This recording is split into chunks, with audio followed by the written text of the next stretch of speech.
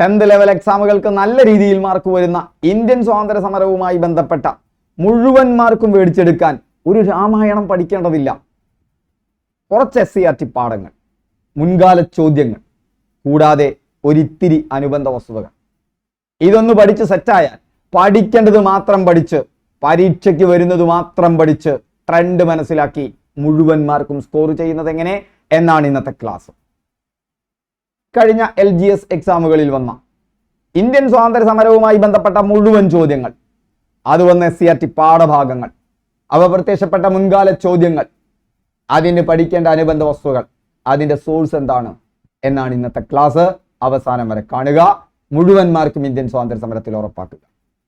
Hi friends, എൻ്റെ പേര് Raghunandanan MV. വിൻഡോജുവിൻ്റെ ഒരു പുതിയ ക്ലാസ്സിലേക്ക് സ്വാഗതം. ക്ലാസ് തുടങ്ങുന്നതിന് മുമ്പ് ഒരൊറ്റ മിനിറ്റ് കൂടി, പഴയ കുട്ടികളൊന്ന് ക്ഷമിക്കുക. പുതിയ കുട്ടികൾ സബ്സ്ക്രൈബ് ചെയ്യാത്തവരൊന്ന് സബ്സ്ക്രൈബ് ചെയ്യുക. അത് കൂടാതെ നമുക്ക് എന്ത് നടക്കുന്നുണ്ട്, ഒരു ഫ്രീ കോഴ്സ് നടക്കുന്നുണ്ട്. നമ്മുടെ വാട്സപ്പിലൂടെയാണ് ആ ഫ്രീ കോഴ്സ് നിങ്ങൾക്ക് നൽകുന്നത്. അതിൽ ഡെയിലി എന്തുണ്ട്, ഡെയിലി ക്ലാസ്സുകളുണ്ട്, ഡെയിലി യൂട്യൂബ് വീഡിയോസ് ഉണ്ട്. ഇതുപോലത്തെ ഡെയിലി യൂട്യൂബ് വീഡിയോസ് ഉണ്ട്. ഇത് നടക്കാൻ പോകുന്ന LGS 10th പ്രിലിംസിന് വേണ്ടിയിട്ടുള്ള ക്രാഷ് കോഴ്സ് നടക്കും. അത് കൂടാതെ ഒരാഴ്ചയ്ക്കോ അല്ലെങ്കിൽ 5 മുതൽ 10 ദിവസങ്ങൾക്കോ നിങ്ങൾക്കൊരു വിഷയം തരും. ഇപ്പം രോഗങ്ങളും രോഗകാരികളുമാണ്. അതുമായി ബന്ധപ്പെട്ട SCERT പാഠഭാഗങ്ങൾ അത് ഞാൻ അവിടെ ഷെയർ ചെയ്യും. നിങ്ങൾ പഠിക്കുക. അതാത് ദിവസം ഡെയിലി എക്സാം ഉണ്ടായിരിക്കും. അത് കഴിഞ്ഞാൽ നിങ്ങൾക്ക് ഓരോരോ പാർട്ട് ഇന്നത് പഠിക്കണം എന്ന് പറയും. ഒരു റാങ്ക് ഫയൽ വെച്ച് നിങ്ങൾ പഠിക്കുക. എന്നിട്ട് ഇതിൻ്റെ അവസാനം അതുവരെ ചോദിച്ച മുൻകാല ചോദ്യങ്ങളെ മുഴുവൻ ഉൾപ്പെടുത്തിക്കൊണ്ട് ഒരു റിവിഷൻ ക്ലാസ് യൂട്യൂബിൽ നിങ്ങൾക്ക് ലൈവായിട്ട് കിട്ടും. പിറ്റേ ദിവസം നിങ്ങൾക്ക് അതിനൊരു മാസ്റ്റർ എക്സാമും ചെയ്യാം. അപ്പോൾ ക്രാഷ് കോഴ്സിൻ്റെ ഭാഗമായി ഡെയിലി എക്സാം ഉണ്ടാവും. ഓരോരോ വിഷയങ്ങളും പഠിച്ചു പോകുന്നതിനായിട്ട് നമ്മൾ ഒരാഴ്ചത്തെ പ്രോഗ്രാം ഉണ്ടാവും. ഈ ക്ലാസ്സുകളിലൊക്കെ ചേരുന്നതിന് വേണ്ടിയിട്ട് നമ്മുടെ ഇതിൻ്റെ താഴെ ഞാൻ എന്ത് നൽകിയിട്ടുണ്ട്, വാട്സപ്പ് ഗ്രൂപ്പിൻ്റെ ലിങ്ക് തന്നിട്ടുണ്ട്. അതിൽ ജോയിൻ ചെയ്യുക. നമുക്ക് ക്ലാസ്സിലേക്ക് തിരിച്ചു പോകാം. ഹായ് ഫ്രണ്ട്സ്, കഴിഞ്ഞ LGS എക്സാമിന് വന്ന ചോദ്യങ്ങളിലേക്ക് നമുക്ക് പോകാം. എത്ര ചോദ്യങ്ങളാണ് വന്നത് നിങ്ങൾക്കറിയാമോ? 18 ചോദ്യങ്ങളാണ്. ഞാൻ ഒന്നും ഒഴിവാക്കിയിട്ടുണ്ട്. ഇന്ത്യൻ സ്വാതന്ത്ര്യ സമരം തന്നെയാണ് നമ്മൾ ഡിസ്കസ് ചെയ്യുന്നത്. പക്ഷേ കേരളവുമായി ബന്ധപ്പെട്ട ദേശീയ പ്രസ്ഥാനവുമായി ബന്ധപ്പെട്ട് കേരളത്തിലുണ്ടായ മുന്നേറ്റങ്ങൾ ഞാൻ അതിൽ ഒഴിവാക്കിയിട്ടുണ്ട്. ഒരു ചോദ്യം ഉൾപ്പെടുത്തിയിട്ടുണ്ട്. അത് എന്തുകൊണ്ടെന്ന് ഞാൻ പിന്നെ പറയാം. ഓക്കെ, ബാക്കി 17 എണ്ണവും കേരളത്തിലുള്ളതല്ല. ഒറ്റ ചോദ്യം മാത്രമാണ്. അതെന്തുകൊണ്ടെന്ന് ഞാൻ പറയാം. ഇതിൻ്റെ ഒപ്പം പഠിച്ചു പോകേണ്ടതാണ്. ഓക്കെ, അപ്പോൾ അത് വന്ന പാഠഭാഗങ്ങൾ നമുക്ക് നോക്കാം. ആദ്യത്തെ ചോദ്യം, ബ്രിട്ടീഷുകാർ ഇന്ത്യയിൽ നടപ്പിലാക്കിയ ഭൂനികുതി വ്യവസ്ഥ, അതുമായി ബന്ധപ്പെട്ട ശരിയായ പ്രസ്താവന ഏത് എന്നുള്ളതാണ്. അത് നിങ്ങൾക്ക് നോക്കുമ്പോൾ ഇത് എവിടുന്ന് വന്നതാ? 4ാമത്തെ പാഠത്തിന് അറിയണവരുണ്ടാവും അല്ലേ? 4ാമത്തെ പാഠത്തിന് വന്നതാണ്. കണ്ടു 4ാമത്തെ പാഠം കിടക്കുന്നത്. ആ 4ാമത്തെ പാഠത്തിൽ ഇങ്ങനത്തെ ഒരു ടേബിൾ ഉണ്ട്. SCERT ടെക്സ്റ്റ് ബുക്കിലെ ടേബിൾ നിങ്ങൾ ശ്രദ്ധിക്കണം. SCERT ടെക്സ്റ്റ് ബുക്ക് എവിടെയാണ് കിട്ടുക? SCERT ടെക്സ്റ്റ് ബുക്ക് കിട്ടുക, നിങ്ങൾ സംശയിക്കേണ്ട, സമഗ്ര സൈറ്റിൽ പോയാൽ മതി കേട്ടോ. സമഗ്ര എന്ന് അടിച്ചു കൊടുത്താൽ മതി. ആ സമഗ്രയിൽ കയറി കഴിഞ്ഞാൽ നിങ്ങൾക്ക് എല്ലാ ടെക്സ്റ്റും നിങ്ങൾക്ക് എന്ത് ചെയ്യും, ഡൗൺലോഡ് ചെയ്യാൻ പറ്റും. Okay, yes. അപ്പോൾ ഭൂനികുതി വ്യവസ്ഥ നടപ്പാക്കിയ പ്രധാന പ്രദേശങ്ങളാണ്. ഇങ്ങനത്തെ ടേബിളൊക്കെ കണ്ടാൽ നന്നായി ശ്രദ്ധിക്കണം. ഇവിടുന്ന് നല്ല ചോദ്യങ്ങൾ വരാറുണ്ട്. ശാശ്വത ഭൂനികുതി വ്യവസ്ഥ നടപ്പിലാക്കിയത് ബംഗാളിലും ബീഹാറിലും ഒറീസയിലുമാണ്. പേടിക്കേണ്ട, നമുക്ക് ഓർമ്മിച്ച് വെക്കാം. റൈറ്റ് വാരി വ്യവസ്ഥ ദക്ഷിണേന്ത്യൻ പ്രദേശങ്ങളിലാണ്. മഹൽവാരി വ്യവസ്ഥ വടക്കു പടിഞ്ഞാറൻ ഇന്ത്യയിലാണ്. ഓക്കെ, ഈ 4, 5, 6 പാഠത്തുനിന്ന് ഈ 18 ചോദ്യത്തിൽ നിന്ന് 13 ചോദ്യവും 4, 5, 6 പാഠത്തുനിന്നായിരുന്നു. ഈ പാഠം പഠിച്ചു പോകണം കേട്ടോ. Okay, yes. അപ്പോൾ എന്താണ് ഈ സംഭവം? വ്യത്യസ്ത നികുതി വ്യവസ്ഥകളാണ്. ബ്രിട്ടീഷുകാരുടെ ഒരൊറ്റ ലക്ഷ്യം ഇന്ത്യയിൽ നിന്ന് നികുതി ഭരിക്കുക, വരുമാനം ഉണ്ടാക്കുക എന്നതായിരുന്നു. 60%-ലധികമായിരുന്നു നികുതി. നോക്കൂ, വരുമാനം 100 ആണെങ്കിൽ 60 രൂപ നികുതി കൊടുക്കേണ്ട സ്ഥിതി എന്താ? അതായിരുന്നു ഇന്ത്യയിലെ സ്ഥിതി. അപ്പോൾ അവിടെ നടപ്പിലാക്കിയത് ഭൂനികുതി വ്യവസ്ഥയായിരുന്നു. അപ്പോൾ ഇത് ഏതാ ഇന്ത്യ? ഈ ഇന്ത്യ ഏതാ നിങ്ങൾക്ക് പറയാൻ പറ്റുമോ? ഇതാണ് വടക്ക് പടിഞ്ഞാറൻ ഇന്ത്യ. ആ വടക്ക് പടിഞ്ഞാറ്, കാരണം മാപ്പിന്റെ വടക്കെപ്പോഴും മുഗൾ ഭാഗം എപ്പോഴും വടക്കും ഈ ഭാഗം എപ്പോഴും പടിഞ്ഞാറുമായിരിക്കും. അതുകൊണ്ട് ഇത് വടക്ക് പടിഞ്ഞാറൻ ഇന്ത്യ. പഞ്ചാബ്, UP. ആ വടക്ക് പടിഞ്ഞാറ് മഹൽ എന്ന് പറഞ്ഞാൽ മലപ്പുറം ജില്ലക്കാർക്ക് അറിയാം, അല്ലാത്തവർക്ക് ഗ്രാമം. ആ വടക്ക് പടിഞ്ഞാറൻ ഇന്ത്യയിൽ നിങ്ങൾക്കറിയാം വലിയ ദാരിദ്ര്യമൊക്കെ തന്നെ. അപ്പൊ ഈ സാധുക്കൾ എന്ത് വിചാരിച്ചു? വടക്ക് പടിഞ്ഞാറിൽ നിന്ന് കിഴക്കോട്ടൊന്ന് പോയോക്കാം, അവിടെ ജോലി ഉണ്ടോ എന്ന് വിചാരിച്ചു. എവിടെ നിന്ന്? അവിടുത്തെ മഹലിലുള്ള ആൾക്കാർ. അപ്പൊ ആ സാധുക്കൾ അവിടെ നിന്ന് പോയി നോക്കിയപ്പോൾ എന്താ സ്ഥിതി? ബംഗാള്, ബീഹാർ, ഒറീസ അവിടേക്കാണ് അവർ പോയത്. അവരെന്നെ കംപ്ലീറ്റ് എണ്ണം കുടിയന്മാരാ. അവർ കുടിയന്മാരൊന്നല്ലട്ടാ, ഞാനൊരു കഥ പറയാണ്. അതുകൊണ്ട് അവിടെ ശാശ്വതമല്ല, അവിടുത്തെ നിൽപ്പ് ശാശ്വതമല്ല. കുടിയന്മാരാണ്, ശാശ്വതമല്ല. ഇവിടെ ശാശ്വത ഭൂനികുതി വ്യവസ്ഥയായിരുന്നു. കർഷകർ കുടിയന്മാരായിരുന്നു. അവർ എവിടേക്ക് വന്നു? അവർ ദക്ഷിണേന്ത്യയിലേക്ക് വന്നു. ഞങ്ങളുടെ മലപ്പുറം ജില്ലയിലെത്തി. നിങ്ങളുടെ ജില്ലയിലെത്തി എന്ന് വിചാരിച്ചോ? മലപ്പുറം ജില്ലയിലെത്തി. ഇപ്പോൾ അവർക്ക് നല്ല സുഖം. ഞങ്ങളുടെ നാട്ടിൽ മുഴുവൻ ഉത്തരേന്ത്യക്കാരുണ്ട്, ബീഹാർ. അപ്പം അവരെന്ത് ചെയ്തു? ഈ പ്രദേശത്തുള്ളവർ, ഈ കുടിയന്മാരും ഇങ്ങോട്ട് വന്നു. എന്നിട്ട് ഇവിടെ നിന്ന് അവർ കാശ് വാരുന്നേണ്. അപ്പോൾ ദക്ഷിണേന്ത്യയിൽ നിന്ന് കാശ് വാരുന്നു, റയട്ട് വാരി. ഓക്കെ, ഇവിടെ റയട്ട് വാരി വ്യവസ്ഥ. ഇവിടെ എന്താ വ്യവസ്ഥ? ശാശ്വത ഭൂനികുതി വ്യവസ്ഥ. ശാശ്വതമായി അവിടെ ജോലിയില്ല. ഇവിടെ എന്താ? മഹല്, ഗ്രാമത്തിൽ നിന്ന്. ഇത്തിരി ഓർത്താൽ മതി, ഒരു കഥയായിട്ട് ഓർത്തു വെക്കുക. ഓക്കെ, നമുക്ക് നോക്കാം. ഈ ചോദ്യം ഇനി പൊളിച്ചടക്കാം നമുക്ക്, അല്ലേ? ബംഗാളിൽ നടപ്പാക്കിയ ഭൂനികുതി വ്യവസ്ഥ വടക്ക് പടിഞ്ഞാറാണ്. ശാശ്വതമല്ല കാര്യങ്ങൾ. ശാശ്വത ഭൂനികുതി വ്യവസ്ഥ ഉത്തരമായി. ഇനി എവിടേക്കാണ് നോക്കേണ്ടത്? ബാക്കിയൊക്കെ തലതിരിച്ച് തന്നിക്കുക. ഉത്തരായി നമ്മുടെ. ഓക്കെ, അപ്പം ഇനി ഇവിടെ നോക്കൂ. ഇവിടെ നോക്കുമ്പോൾ ഇത് ബ്രിട്ടീഷ് ചൂഷണവും ചെറുത്തുനിൽപ്പും 4, 5, 6 പാഠങ്ങളിൽ നിന്നായിരുന്നു 13 ചോദ്യങ്ങൾ. എന്ന് പറഞ്ഞാൽ ഇത് മര്യാദയ്ക്ക് പഠിച്ചു പോയ ഒരാൾക്ക് എൻ്റെ ഒരു കണക്കിൽ 2 ദിവസം മാക്സിമം പോയാൽ നിങ്ങൾക്ക്, ഞാൻ 13 ചോദ്യം എന്ന് പറഞ്ഞാൽ നിങ്ങൾ സംശയിക്കേണ്ട. 13 ചോദ്യത്തിനെ 3 ചോദ്യം 3 കൊണ്ട് വെട്ടിയൊക്കെ 4 മാർക്കായി 2 ദിവസം. അങ്ങനെയാണെങ്കിൽ 50 ദിവസം കൊണ്ട് തീരുമോ? അത് തീരില്ല. പക്ഷെ ഇങ്ങനത്തെ ഹോട്ട് ടോപ്പിക്സ് ഉണ്ട്, അത് നിങ്ങൾ ശ്രദ്ധിക്കണം. അത്രയല്ലേ ഉള്ളൂ. ബ്രിട്ടീഷുകാർ ഇന്ത്യയിൽ ആധിപത്യം നേടിയതിനു ശേഷം കച്ചവടത്തിന് വന്നതായിരുന്നു ബ്രിട്ടീഷുകാർ. സ്വതന്ത്ര ഇന്ത്യയിലെ രാജ്യങ്ങളെ മുഴുവൻ കീഴടക്കി. ബ്രിട്ടീഷ് രാജ് ആരംഭിക്കുന്നത് ശ്രദ്ധിച്ചു വെച്ചോ 1757 1757 ഓർത്തു വെക്കാൻ. 1757 ബ്രിട്ടീഷുകാർക്കെതിരെയുള്ള 1ാം ഇന്ത്യൻ സ്വാതന്ത്ര്യ സമരം നടക്കുന്നത്. അതിന് 100 വർഷം മുമ്പേ. 1857 100 വർഷം മുമ്പേ. 1757 പ്ലാസി യുദ്ധം. ആരൊക്കെ തമ്മിൽ? സിറാജ് ഉദ് ദൗളയും ആരും തമ്മിലാ? റോബർട്ട് ക്ലൈവും തമ്മിൽ. അവർ തമ്മിലുള്ള യുദ്ധമാണ് 1757 പ്ലാസി യുദ്ധത്തോടു കൂടിയാണ് ബ്രിട്ടീഷ് രാജ് ഇന്ത്യയിൽ ആരംഭിക്കുന്നത്. ബ്രിട്ടീഷ് രാജ് ആരംഭിക്കുന്നത് ബംഗാളിലാണ്. ബംഗാൾ നവാബായിരുന്നു സിറാജ് ഉദ് ദൗള. 1857 1ാം ഇന്ത്യൻ സ്വാതന്ത്ര്യ സമരം വരെയുള്ള 100 വർഷങ്ങളിൽ എന്താ സംഭവിച്ചത്? ബ്രിട്ടീഷുകാർ ഇന്ത്യ മുഴുവൻ പിടിച്ചടക്കി. പല തന്ത്രങ്ങൾ ഉപയോഗിച്ചുകൊണ്ട് നമുക്ക് പഠിച്ചെടുക്കാം. ഒന്ന് വെയിറ്റ് ചെയ്യൂ. അങ്ങനെ 63% പ്രദേശങ്ങളും ബ്രിട്ടീഷുകാരുടെ കയ്യിലായി. ബ്രിട്ടീഷുകാർ എന്തിനാണ് ഇന്ത്യ ഭരിച്ചിരുന്നത്? ഈ രാജ്യം ഭരിക്കാനോ അതിൻ്റെ പവർ എടുക്കാനോ അല്ല, മറിച്ച് എന്താണ്? കാശ് ഉണ്ടാക്കാനാണ്. കച്ചവടക്കാരാണ് അവർ. അതുകൊണ്ട് തന്നെ ഭൂനികുതി ഗംഭീരമായിരുന്നു. എത്ര ശതമാനമായിരുന്നു ഭൂനികുതി? അത് വലിയ 50%-ലധികം ഭൂനികുതിയായിരുന്നു. ഇത് ഓർത്തു വെച്ചുകൊണ്ടിട്ട് 63% പ്രദേശങ്ങളും ബ്രിട്ടീഷുകാരുടെ കോളനികളായി. എന്നാൽ നിങ്ങൾ ഓർത്തിരിക്കേണ്ട വളരെ പ്രധാനപ്പെട്ട കാര്യം, അതല്ലാത്ത പ്രദേശങ്ങളുണ്ടല്ലോ, അതും ബ്രിട്ടീഷുകാരുടെ കയ്യിലായിരുന്നു. ഇപ്പം തിരുവിതാംകൂർ, കൊച്ചി ബ്രിട്ടീഷുകാരുടെ നേരിട്ടുള്ള നിയന്ത്രണത്തിലല്ല, പക്ഷെ അവിടുത്തെ രാജാക്കന്മാർ ബ്രിട്ടീഷുകാരുടെ കയ്യിലാണ്. ബ്രിട്ടീഷുകാരുടെ നിയന്ത്രണത്തിൽ തന്നെ 63% മുഴുവൻ പ്രദേശവും ബ്രിട്ടീഷുകാരുടെ നിയന്ത്രണത്തിലാണ്. പക്ഷെ നേരിട്ട് കോളനികളായത് 63% പ്രദേശങ്ങളാണ്. ബ്രിട്ടീഷ് അധിപത്യത്തിന്റെ ദുരിതം ആദ്യം അനുഭവിച്ചത് കർഷകരായിരുന്നു. കാരണം ഭൂനികുതിയാണ്. നേരത്തെ പറഞ്ഞ 3 ഭൂനികുതിയാണ്. അപ്പൊ ബ്രിട്ടീഷുകാർ നടപ്പാക്കിയ ഭൂനികുതി നയങ്ങളായിരുന്നു കർഷകരുടെ നട്ടലൊടിച്ചത്. അതുകൊണ്ട് തന്നെ PSC പരീക്ഷയ്ക്ക് 1857 മുൻപേ നടന്ന പ്രക്ഷോഭങ്ങൾ, അതിനുശേഷം നടന്ന പല പ്രക്ഷോഭങ്ങളുടെയും കാരണം എന്താണെന്ന് ചോദിച്ചാൽ ബ്രിട്ടീഷുകാരുടെ തെറ്റായ നികുതി നയമാണ്. മലബാർ സമരം, മാപ്പിള ലഹള. എന്താണ് മലബാർ കലാപം, മാപ്പിള ലഹള? അതിന്റെ കാരണം എന്താ? കർഷക സമരമാണ്. തെറ്റായ ഭൂനികുതി നയം. കുറിച്ച കലാപം, തെറ്റായ ഭൂനികുതി. പഴശ്ശിരാജ തെറ്റണത് നികുതിയുമായി ബന്ധപ്പെട്ട്. നിങ്ങളൊന്ന് നോക്ക്, സിമ്പിളായിട്ട് നമുക്ക് ഓർത്തു വയ്ക്കാൻ പറ്റില്ലേ? കൺസെപ്റ്റ് മനസ്സിലായാൽ. പരമാവധി വരുമാനം ഉണ്ടാക്കണം. അങ്ങനെ ബ്രിട്ടീഷുകാർ വ്യത്യസ്ത പ്രദേശങ്ങളിൽ വ്യത്യസ്ത നികുതികൾ. ശാശ്വത ഭൂനികുതി ഓർമ്മയുണ്ടല്ലോ, ബംഗാളിലേക്കും ബീഹാറിലേക്കും ഒറീസയിലേക്കും പോയത് അല്ലേ? വടക്ക് പടിഞ്ഞാറ് ഭാഗത്ത് നിന്ന് ബംഗാളും ബീഹാറും ഒറീസയിലേക്കും പോയത് ശാശ്വത ഭൂനികുതി. അതിന് സെമീന്ദാരി വ്യവസ്ഥ എന്നും ഒരു പ്രത്യേകതയുണ്ട്. ഇത് ഓർത്തു വെക്കണം. ഇതൊക്കെ CRT ബുക്കിലുള്ളതാട്ടാ. നികുതി പിരിച്ചിരുന്നതും ഭൂമി കയ്യിലായിരുന്നതും സെമീന്ദാർമാരുടെ കയ്യിലായിരുന്നു. ഭൂമിയുടെ ഉടമസ്ഥാവകാശം ശാശ്വത ഭൂനികുതി വ്യവസ്ഥയിൽ സെമീന്ദാർമാരുടെ കയ്യിലായിരുന്നു. ബംഗാൾ, ബീഹാർ, ഒറീസ പ്രദേശങ്ങളിൽ നികുതി പിരിക്കുന്ന പ്രദേശത്തിന്റെ ഉടമസ്ഥർ സെമീന്ദാർമാർ. അതുകൊണ്ട് സെമീന്ദാരി വ്യവസ്ഥ എന്നും പറയും. കർഷകരായി കുടിയാന്മാരായി മാറി. അതുകൊണ്ടാണ് അവിടെ ചെന്നപ്പോൾ എല്ലാ കർഷകരും കുടിയന്മാരാണ്. അതുകൊണ്ട് അവരും കൂട്ടി അവരെവിടേക്ക് വന്നു? ദക്ഷിണേന്ത്യയിലേക്ക് വന്നു.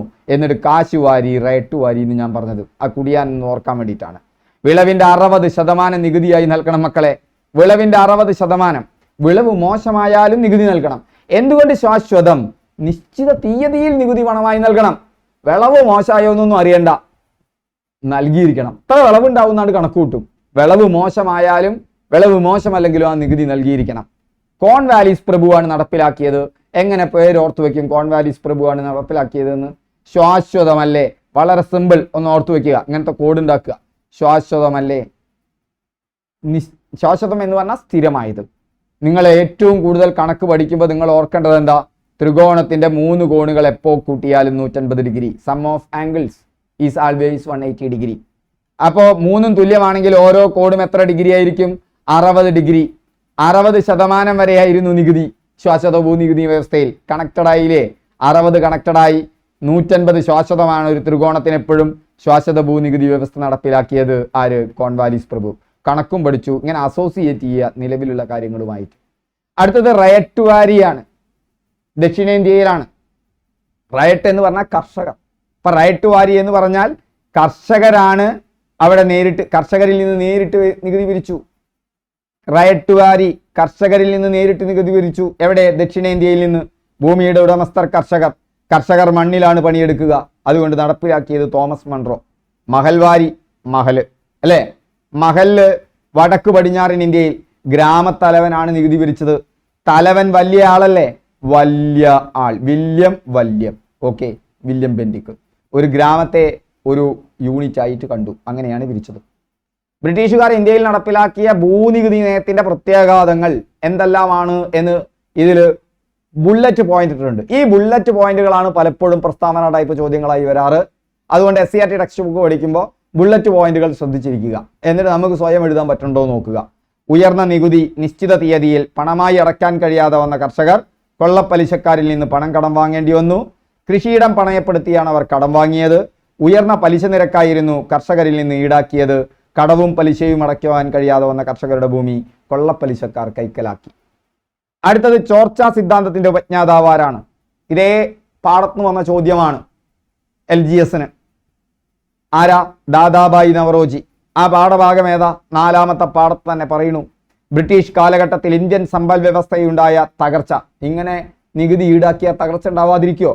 അതിന് സ്ഥിതി വിവര കണക്കുകൾ ശേഖരിച്ച് പഠനം നടത്തിയത് ദാദാബായി നവറോജി ആയിരുന്നു. ഇപ്പൊ ബ്രിട്ടീഷ് കാലഘട്ടത്തിൽ ഇന്ത്യൻ സമ്പൽ വ്യവസ്ഥയിലുള്ള തകർച്ചയെക്കുറിച്ച് സ്ഥിതി വിവര കണക്കുകൾ ശേഖരിച്ച് പഠനം നടത്തിയത് ആരായിരുന്നു? ദാദാബായി നവറോജി ആയിരുന്നു. SQR3 എന്ന് പറയുന്ന ഒരു മെത്തേഡ് ഉണ്ട് ഇത് പഠിക്കാൻ. ഞാൻ മറ്റൊരു ക്ലാസ്സിൽ പറയുന്നുണ്ട്. വളരെ എഫക്റ്റീവാണ് SCERT പാഠഭാഗങ്ങൾ ഇതുപോലുള്ളത് പഠിക്കുമ്പോൾ. ഓക്കെ, ഇന്ത്യയിലെ ഓർമ്മയിൽ നിൽക്കും. നമുക്ക് ഏത് ചോദ്യത്തിനും ഉത്തരം എഴുതാനും പറ്റും. ഇന്ത്യയിലെ ദാരിദ്ര്യത്തിന്റെയും പട്ടിണിയുടെയും കാരണങ്ങളെക്കുറിച്ച് ചോർച്ചാ സിദ്ധാന്തം എന്നറിയപ്പെടുന്ന തന്റെ നിഗമനം. അപ്പൊ ചോർച്ചാ സിദ്ധാന്തം ദാദാബായി നവറോജി. ഇവിടെ ചിത്രമില്ല. ഓക്കെ, ബാക്കി രണ്ടാളിലും ചിത്രമേ ഉള്ളൂ. അദ്ദേഹം എഴുതിയ പുസ്തകം, അത് പ്രസിദ്ധീകരിച്ച പുസ്തകം poverty and British rule in India എന്നുള്ള പുസ്തകത്തിലാണ്. ആ പുസ്തകവും ഓർത്തു വെക്കണം. ഇന്ത്യൻ സമ്പത്ത് ബ്രിട്ടനിലേക്ക് ചോർന്നത് എങ്ങനെ? ബുള്ളറ്റ് പോയിന്റ് കണ്ടോ? ഓർത്തു വെക്കണം. ബുള്ളറ്റ് പോയിന്റ് കണ്ടാൽ ഓർത്തു വെക്കണം. എന്തൊക്കെയാണ്? ഇന്ത്യയിൽ നിന്നുള്ള അസംസ്കൃത വസ്തുക്കളുടെ കയറ്റുമതി, ഇന്ത്യയിലെ ബ്രിട്ടീഷ് ഉദ്യോഗസ്ഥർക്ക് നൽകുന്ന ശമ്പളവും പെൻഷനും, ഇന്ത്യയിൽ ബ്രിട്ടീഷ് ഉൽപ്പന്നങ്ങൾ വിറ്റഴിക്കുക വഴി അവർക്ക് ലഭിച്ച ലാഭം, ഇന്ത്യയിൽ നിന്ന് പിരിച്ചെടുക്കുന്ന നികുതി. വെറുതെ കാണാപ്പാഠം പഠിക്കേണ്ട, ഒന്ന് ആലോചിക്കുക. ഇന്ത്യയിൽ നിന്ന് എങ്ങനെ കാശ് പോയത്? ഇന്ത്യയിൽ നിന്ന് അസംസ്കൃത വസ്തുക്കൾ ബ്രിട്ടനിലേക്ക് കൊണ്ടുപോകും എന്ന് പറഞ്ഞാൽ പരുത്തി, നീലം എന്ന് പറഞ്ഞാൽ കളർ ഉണ്ടാക്കുന്ന, കളർ വസ്ത്രങ്ങൾക്കൊന്ന് കളർ കൊടുക്കുന്ന സാധനം. അതൊക്കെ ഈ പാഠഭാഗത്ത് പറയുന്നുണ്ട്. അപ്പൊ കയറ്റ് ഇത് കുറഞ്ഞ വിലയ്ക്ക്, അവിടുന്ന് തുച്ഛമായ വിലയ്ക്കാണ് അസംസ്കൃത വസ്തുക്കൾ വാങ്ങി അങ്ങോട്ട് കൊണ്ടുപോവുക. എന്നിട്ട് അവിടുന്ന് മൂല്യവർദ്ധിത ഉൽപ്പന്നമാക്കും. ഇത് ഉപയോഗിച്ചിട്ട് തുണികളൊക്കെ ഉണ്ടാക്കും, യന്ത്രങ്ങളൊക്കെ ഉപയോഗിച്ചിട്ട്. എന്നിട്ട് അത് ഇന്ത്യയിലേക്ക് കൊണ്ടുവരും. അത് നല്ല വിലയ്ക്ക് വിൽക്കും. അപ്പൊ നമ്മുടെ സാധനത്തിന് കുറഞ്ഞ പൈസ, അവിടെ നിന്ന് വരുമ്പോഴോ വലിയ പൈസ. ഇന്ത്യയുടെ സമ്പത്ത് ചോരുന്നു. മനസ്സിലായോ? അപ്പോൾ അസംസ്കൃത വസ്തുക്കളുടെ കൈപ്പറ്റുമതി. ഇത് കൂടാതെ അല്ല, ഇന്ത്യയിൽ ഒരുപാട് ബ്രിട്ടീഷ് ഉദ്യോഗസ്ഥരുണ്ട്. അവർക്ക് വലിയ ശമ്പളം. ബ്രിട്ടീഷ് ഉൽപ്പന്നങ്ങൾ വിറ്റഴിക്കുക വഴി അവർക്ക് ലഭിച്ച ലാഭം. ഞാൻ നേരത്തെ പറഞ്ഞു, ഇന്ത്യയിൽ നിന്ന് പിരിച്ചെടുക്കുന്ന നികുതി. ഒന്ന് കൺസെപ്റ്റ് വെച്ച് ആലോചിച്ച് നോക്ക്. മനസ്സിലൊന്ന് കൺസെപ്റ്റലൈസ് ചെയ്യും. അന്നത്തെ സ്ഥിതി എങ്ങനെയൊക്കെയാവും, നിങ്ങളുടെ മനസ്സിന്ന് പോവില്ല. ഓക്കെ, ഒന്ന് യുക്തിപൂർവ്വം ആലോചിക്കുക, അല്ലാതെ കാണാപ്പാഠം പഠിക്കരുത്. ബ്രിട്ടീഷ് സാമ്പത്തിക നയങ്ങൾ ഇന്ത്യയെ എങ്ങനെ ദരിദ്രമാക്കുന്നതെന്ന് സംബന്ധിച്ച് സാധാരണക്കാരൻ അവബോധമുണ്ടാക്കുന്നതിൽ ദാദാഭായ് നവറോജി, രമേശ് ചന്ദ്ര ദത്ത, ഗോപാലകൃഷ്ണ ഗോഖലെ തുടങ്ങിയ ആദ്യകാല നേതാക്കളുടെ പങ്ക് വളരെ വിലപ്പെട്ടതാണ്. ഓർത്തു വെക്കുക ഈ 3 പേരേനെ. ഓക്കെ, ഇനി നമ്മൾ ഈ പാഠഭാഗത്തിലെ ഓരോ ഭാഗവും നമ്മൾ ഓർക്കണം. ആദ്യകാല നേതാക്കന്മാരുടെ പങ്ക് വളരെ വിലപ്പെട്ടതാണ്. തങ്ങൾ അനുഭവിക്കുന്ന ദാരിദ്ര്യവും ചൂഷണങ്ങളും ബ്രിട്ടീഷുകാരുടെ സൃഷ്ടിയാണെന്നുള്ള തിരിച്ചറിവ് ജനങ്ങളിൽ ബ്രിട്ടീഷ് വിരുദ്ധ മനോഭാവം ശക്തമാക്കി. അപ്പൊ ഇന്ത്യൻ ദേശീയതയുടെ അടിസ്ഥാനം ബ്രിട്ടീഷ് വിരുദ്ധ മനോഭാവമാണ്. എന്താണ് ദേശീയത? സ്ഥല കാല വ്യത്യാസമില്ലാതെ, അല്ല മതവർഗ ജാതി വ്യത്യാസമില്ലാതെ ഒരു പ്രദേശത്തെ ജനത ഒരു കാര്യത്തിന് വേണ്ടി ഒന്നിക്കുന്നതിനെയാണ് ദേശീയത എന്ന് പറയുന്നത്. ദേശീയത എങ്ങനെ രൂപപ്പെട്ടു എന്ന് ഈ പാഠത്തിലുണ്ട്. പാഠം പഠിച്ച് മനസ്സിലാക്കണം. അതുകൊണ്ട് തന്നെ ഇന്ത്യൻ ദേശീയതയെ ചില ചരിത്രകാരന്മാർ സാമ്പത്തിക ദേശീയത എന്ന് വിശേഷിക്കുന്നു. ഈ ഒരു വർഷം ഈ ഒരു ചോദ്യം വരുന്നതാണ് ഞാൻ വിചാരിക്കുന്നത്. കാരണം ഇതിലെ പല ഭാഗത്തുനിന്നും ചോദ്യങ്ങൾ പല പ്രകാരേണ വന്നു. പക്ഷെ ഈ ഒരു ചോദ്യം ഞാൻ ഈ അടുത്ത കാലത്ത് കണ്ടിട്ടില്ല. അടുത്ത കാലത്തല്ല, കുറേ കാലമായിട്ട് ഞാൻ കണ്ടിട്ടില്ല. അതുകൊണ്ട് ഈ ചോദ്യം വന്നേക്കാം. ഓർത്തു വെക്കുക, സാമ്പത്തിക ദേശീയത. താഴെ പറയുന്നവയിൽ ശരിയായ പ്രസ്താവന ഏത്? അടുത്ത ചോദ്യമാണ്. അടുത്ത ചോദ്യത്തിലേക്ക് കടക്കുന്നതിന് മുമ്പ് ഒരു 2 മിനിറ്റ് കൂടി. അപ്പൊ നമുക്കൊരു കോഴ്സ് ഉണ്ട്. ഞാൻ നേരത്തെ പറഞ്ഞല്ലോ, ഈ പാഠഭാഗം നിങ്ങൾക്ക് ഈ ക്ലാസ്സിൽ മൊത്തം മനസ്സിലാവൂട്ടാ. ഏതൊക്കെയാണ് നിങ്ങളുടെ സോഴ്സ്? ഒന്ന് SCRT പാഠഭാഗം ഏതാണെന്ന് ഞാൻ പറയും, മുഴുവൻ പറയും. അപ്പൊ നിങ്ങൾക്ക് ഈ SCRT പാഠഭാഗം, അതുപോലെ പ്രീവിയസ് ഇയർ ക്വസ്റ്റ്യൻസ് എങ്ങനെ കണ്ടെത്താം അതും ഞാൻ പറയും. നമ്മുടെ ഫ്രീ ക്ലാസ് തന്നെയാണ്. പക്ഷെ നിങ്ങൾക്ക് സമയലാഭം ഉണ്ടാക്കി നിങ്ങൾക്ക് ഇതൊക്കെ ഒരു സ്ഥലത്ത് കിട്ടണോ? വിൻഡോജു സംവിധാനം ഒരുക്കിയിട്ടുണ്ട്. അതും കുറഞ്ഞ തുകയ്ക്ക് ഒന്ന് കേട്ടോളൂ. ജസ്റ്റ് ഒന്ന് കേട്ടോളൂ. എൻ്റെ ഈ ക്ലാസ് തന്നെ ആയിരിക്കും കേട്ടോ.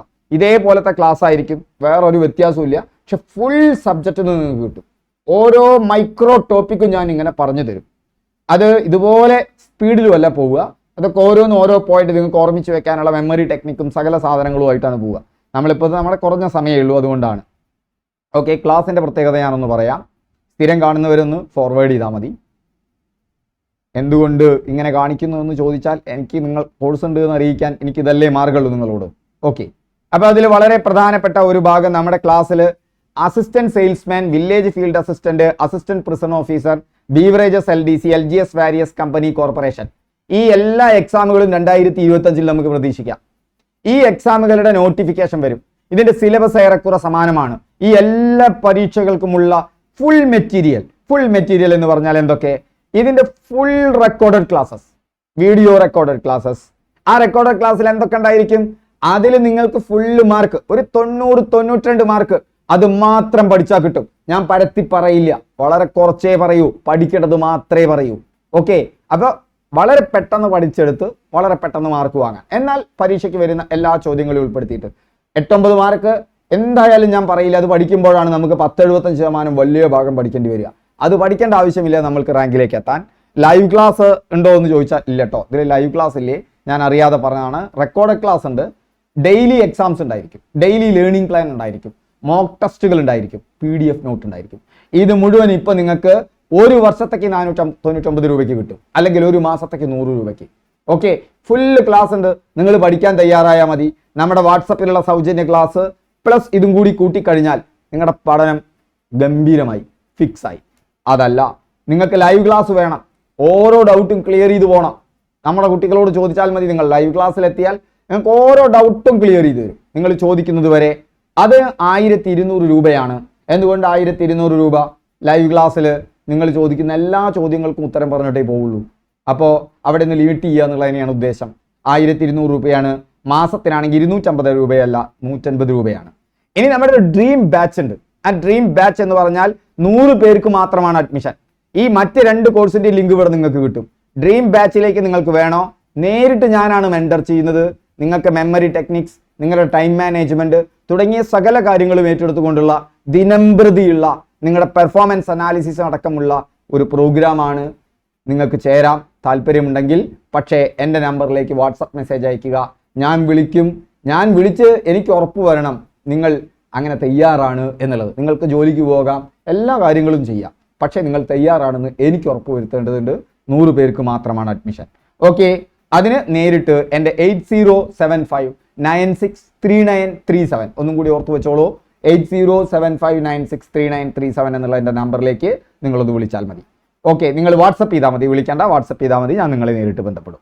ഓക്കെ, നമുക്ക് തിരിച്ചു പോകാം. അപ്പം ഇനി നമുക്ക് കാര്യത്തിലേക്ക് കിടക്കാം. ഇതും കാര്യം തന്നെയാണ് അല്ലേ?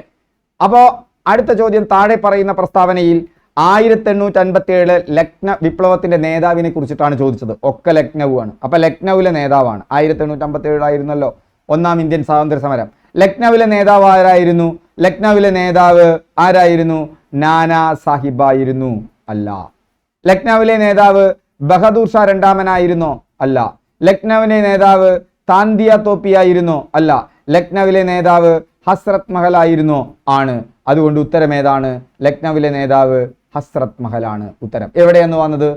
നേരത്തെ പഠിച്ച 4ാമത്തെ പാഠത്തിൽ നിന്ന് 1857 ഇന്ത്യൻ സ്വാതന്ത്ര്യ സമരവുമായി ബന്ധപ്പെട്ട് അവിടെയുള്ളതാണ് ഡൽഹി ബഹദൂർ ഷാ രണ്ടാമൻ, ഝാൻസി റാണി ലക്ഷ്മിബായി, ലക്നൌവിൽ നേതൃത്വം നൽകിയത് ബീഗം ഹസ്രത് മഹൽ, കാൺപൂര് നാനാ സാഹിബ് താന്തിയ തോപ്പി, ഫൈസാബാദ് മൗലവി അബ്ദുള്ള. കോഡ് ഉണ്ടാക്കി പഠിക്കുക. കോഡ് എങ്ങനെ ഉണ്ടാക്കി പഠിക്കണം എന്നുള്ളത് നമ്മുടെ വാട്സപ്പ് ഗ്രൂപ്പിൽ വരൂ. ഞാനൊരു ലിങ്ക് ഇട്ടുണ്ട്, അതിൽ വീഡിയോയിലുണ്ട്. മലബാറിലെ കർഷക കലാപങ്ങളെ പറ്റി പഠിക്കാൻ ബ്രിട്ടീഷുകാർ നിയമിച്ച കമ്മീഷൻ ഇതേ പാഠത്തിൽ നിന്ന് വില്യം ലോഗൻ കമ്മീഷനാണ്. ഇവിടെ മാറിപ്പോകരുത്. നേപ്പ് കമ്മീഷനെയും കൂടി ഓർത്തു വെക്കണം. മലബാർ കലാപവുമായി ബന്ധപ്പെട്ടുണ്ടായ ഒന്നാണ് വാഗൺ ട്രാജഡി. അതിനെക്കുറിച്ച് പഠിക്കാനുള്ളതാണ് നേപ്പ് കമ്മീഷൻ. ചോദിച്ചേക്കാം, അടുത്ത കാലത്ത് ചോദിച്ചിട്ടുണ്ട്. ഓക്കെ, SCERT ടെക്സ്റ്റ് ബുക്കിൽ ഇല്ല, പക്ഷേ വില്യം ലോഗൻ കമ്മീഷൻ ഇവിടെ ഉണ്ട്. അപ്പൊ കർഷക കലാപങ്ങൾ കേരളത്തിലും ഞാൻ പറഞ്ഞിട്ടുണ്ട്. കലാപങ്ങളുടെ ഒക്കെ കാരണം നികുതിയായിരിക്കും. ബ്രിട്ടീഷ് അധീനതയിലായിരുന്ന മലബാറും കലാപങ്ങൾക്ക് സാക്ഷ്യം വഹിച്ചു. ജന്മിമാരുടെയും ബ്രിട്ടീഷുകാരുടെയും ചൂഷണവും അടിച്ചമർത്തലുമാണ് കലാപത്തിലേക്ക് നയിച്ചത്. ജന്മിമാരെയാണ് ഭൂവുടമകളായി ബ്രിട്ടീഷുകാർ കണക്കാക്കിയത്. ഓക്കെ, അപ്പൊ ഇവിടെ ഏകദേശം ജന്മിമാരെയാണ്, റൈറ്റ് വാരി ആയിട്ടല്ല, അല്ലേ? ദക്ഷിണേന്ത്യയിൽ റൈറ്റ് വാരി എന്ന് പറയുമ്പോൾ ഇവിടെ ഒരു വ്യത്യാസമുണ്ട്. ബ്രിട്ടീഷുകാരുടെ പിന്തുണയോടെ ജന്മിമാർ നടത്തിയ കുടിയൊഴിപ്പിക്കലടക്കമുള്ള ദ്രോഹ നടപടികൾക്കെതിരെയാണ് കലാപം നടന്നത്. ഭൂവുടമകളായിരുന്ന ജന്മിമാരിൽ നിന്ന് സ്ഥലം പാട്ടത്തിനെടുത്ത് കൃഷി ചെയ്ത പാട്ടക്കുടിയാന്മാരായിരുന്നു തെക്കേ മലബാറിലെ കർഷകർ. ഇവരിൽ ഭൂരിഭാഗവും മാപ്പിളമാരായിരുന്നു. മലബാറിലെ മുസ്ലിങ്ങളെയാണ് മാപ്പിളമാർ എന്നറിയപ്പെടുന്നത്. അതുകൊണ്ട് 19ാം നൂറ്റാണ്ടിലുണ്ടായ ഈ കലാപങ്ങൾ മാപ്പിള കലാപങ്ങൾ എന്നറിയപ്പെടുന്നു. 19ാം നൂറ്റാണ്ടിലുണ്ടായ കലാപമാണ് മാപ്പിള കലാപം എന്നറിയപ്പെടുന്നത്. 19ാം നൂറ്റാണ്ടിൽ മാപ്പിള കലാപക്കാലത്ത് അന്നത്തെ മലബാറിലെ മജിസ്ട്രേറ്റ് ആയിരുന്ന കനോലിയെ കോഴിക്കോട് വെസ്റ്റ് ഹില്ലിലുള്ള അദ്ദേഹത്തിന്റെ വസതിയിൽ വെച്ച് കലാപകാരികൾ കൊല്ലപ്പെടുത്തി. ഓർത്തുവെച്ചോ?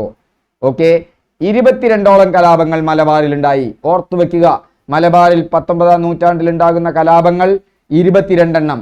അതിനെ അടിച്ചമർത്താൻ വേണ്ടിയാണ് മലബാർ സ്പെഷ്യൽ പോലീസ് MSP എന്ന പേരിൽ ഒരു പ്രത്യേക വിഭാഗം പോലീസ് സേനയെ രൂപീകരിച്ചു. അങ്ങനെ ബ്രിട്ടീഷ് ഗവൺമെന്റ് മലബാർ മാപ്പിള കലാപങ്ങളെക്കുറിച്ച് പഠിക്കാൻ വില്യം ലോഗൻ കമ്മീഷനെ നിയമിച്ചു. ബ്രിട്ടീഷുകാരുടെ തെറ്റായ നികുതി നയമാണ് കലാപത്തിന് കാരണമായതെന്ന് കമ്മീഷൻ ചൂണ്ടിക്കാണിച്ചു. ഓക്കെ, വില്യം ലോഗനെ ഓർമ്മിച്ചു വെക്കുക. 22 കലാപം ഉണ്ടായി ഓർത്തു വെക്കുക. 19ാം നൂറ്റാണ്ടിലാണ് ഓർത്തു വെക്കുക. കൊല്ലപ്പെട്ട കനോലിയെ ഓർത്തു വെക്കുക. ഇത്തരം കാര്യങ്ങൾ ഓർത്തു വെക്കുക. ആ ഭാഗം സെറ്റാക്കുക. ഓക്കെ, അടുത്ത ഭാഗം നോക്കാം. അപ്പൊ മാപ്പിള കലാപം മലബാർ കലാപവും തമ്മിൽ വ്യത്യാസമുണ്ട്. 1921 നടന്ന മലബാർ കലാപം അതിലൊരു സംഭവം മാത്രമാണ്, അതിന്റെ പരിസമാപ്തി കൂടിയാണ്. അത് ഈ പാഠഭാഗത്തിലുണ്ട്, പഠിച്ചു മനസ്സിലാക്കുക. കുറിച്ച കലാപത്തിന്റെ നേതാവാര്? ഇതേ പാഠത്ത് തന്നെ മക്കളെ, ഇതേ പാഠത്ത് തന്നെ. മനസ്സിലായ പാഠത്തിന്റെ പവർ? എവിടെ പഠിക്കണമെന്ന് ഈ പാഠം പഠിച്ചിട്ട് പോരെ കണ്ണി കണ്ട സാധനങ്ങളൊക്കെ പഠിക്കാൻ നിൽക്കല്. കുറിച്ച കലാപത്തിന്റെ നേതാവാര്? അത് രാമൻ നമ്പിയാണ്. കുറിച്ച കലാപത്തെക്കുറിച്ച് പറയുന്നു. ബ്രിട്ടീഷുകാരുടെ ചൂഷണത്തിനെതിരെ നടന്ന മറ്റൊരു ഗോത്ര കലാപമാണ് വയനാട്ടിലെ കുറിച്ച കലാപം. വയനാട് കുറിച്ച കലാപം. വയനാട്ടിലെ ഗോത്ര ജനതയായ കുറിച്ചരും കുറുമ്പരരുമാണ് കലാപം നടത്തിയത്. ഓരോ വാക്കൊന്നും ചോദ്യം വന്നിട്ടാ. ഇത് ചോദ്യം വന്നിട്ടുണ്ട്. കുറിച്ചരോടൊപ്പം ആരാണ് കലാപം നടത്തിയത്? കുറുമ്പ്രർ. എന്നാ കലാപം നടന്നത്? 1812. കാരണം എന്ത്? ഇതേ പരീക്ഷയ്ക്ക് ചോദിച്ചു. ബുള്ളറ്റ് പോയിന്റിൽ നിന്നാണ് പ്രസ്താവന ടൈപ്പ് ചോദ്യം വരിക. ശ്രദ്ധിച്ചോ? ബ്രിട്ടീഷുകാരുടെ അമിത നികുതി പണമായി അടയ്ക്കാൻ നിർബന്ധിച്ചത്. അതും കൂടി ഉണ്ട്. മറ്റേതിൽ നിന്ന് വ്യത്യസ്തമായി നികുതി ഇവിടെ പണമായി അടയ്ക്കാൻ നിർബന്ധിക്കുന്നു. നികുതി അടയ്ക്കാൻ കഴിയാത്തവരുടെ കൃഷിഭൂമി ബ്രിട്ടീഷുകാർ പിടിച്ചെടുത്തിരുന്നു. ഇനി മറ്റൊരു കാരണമുണ്ട്. മറ്റൊരു ക്ലാസ്സിൽ നമുക്ക് പറയാം. പഴശ്ശിക്കലാപത്തിൽ സഹായിച്ച ആളുകളായിരുന്നു കുറിച്യർ. ആ ദേഷ്യം കൂടി ബ്രിട്ടീഷുകാർക്ക് ഉണ്ടായിരുന്നു. കലാപം നടന്നത് കുറിച്യ നേതാവായ രാമൻ നമ്പിയുടെ നേതൃത്വത്തിലാണ്. ഓക്കെ, ഗോത്ര ജനതയ്ക്ക് പുറമെ മറ്റു വിഭാഗങ്ങളും കലാപത്തിൽ പങ്കാളികളായി. കലാപം അടിച്ചമർത്തിയ ബ്രിട്ടീഷുകാർ രാമനമ്പിയെ പിടികൂടി വധിച്ചു. രാമനമ്പിനെ ഓർത്തു വയ്ക്കുക, കുറിച്യ കലാപത്തിന്റെ നേതാവ്. തലശ്ശേരിയിലെ അന്നത്തെ സബ് കളക്ടർ TH പേപ്പർ കലാപത്തെ പറ്റി ഇങ്ങനെ രേഖപ്പെടുത്തി. ഓർത്തു വെക്കണം, ഇങ്ങനെ SCERT ടെക്സ്റ്റ് ബുക്കിൽ ഇങ്ങനെ രേഖപ്പെടുത്തി ഇങ്ങനെ പറഞ്ഞു എന്നൊക്കെ പറഞ്ഞാൽ ഓർത്തു വെക്കണം, അത് പരീക്ഷയ്ക്ക് ചോദ്യമായിട്ട് വരാറുണ്ട്. ഇവിടെ പറഞ്ഞത് 1 മാസം കൂടി പിടിച്ചു നിൽക്കാൻ കലാപകാരികൾക്ക് കഴിയുമായിരുന്നുവെങ്കിൽ രാജ്യം അവരുടെ നിയന്ത്രണത്തിലായേനെ. ആരാ പറഞ്ഞത്? TH ബേബർ. ആരാ അന്നത്തെ സബ് കളക്ടർ. നോക്കൂ, വന്നുതാ വനമാല. ഞാൻ പറഞ്ഞ കാര്യം ഒരാളുടെ കോട്ട് തരുന്നു. ഈ ചോദ്യവും പാഠം 4 പവർ മനസ്സിലാക്കിയ ക്ലിയർ ആവുന്നുണ്ടോ? നിങ്ങൾ കമന്റ് ചെയ്യേ. ഈ ക്ലാസ് നിങ്ങൾക്ക് ഗുണമാണോ എന്ന് നിങ്ങൾ കമന്റ് ചെയ്യടോ. നിങ്ങളിത് തിരിച്ചറിയുന്നുണ്ടോ? തിരിച്ചറിഞ്ഞവരുണ്ടാവും, അവരും പറയും തിരിച്ചറിഞ്ഞിട്ടുണ്ടോ? ഇങ്ങനെയാണ്, ഇതാണ് സോഴ്സ് എന്നുള്ളത്. ഇത്രേ ആവശ്യമുള്ളൂ PSCക്ക് എന്നുള്ളത്. പരുത്തി നെയ്ത്തുകാരുടെ എല്ലുകൾ ഇന്ത്യൻ സമതലങ്ങളെ വെളുപ്പിക്കുന്നു. ആരുടെ പ്രസ്താവന?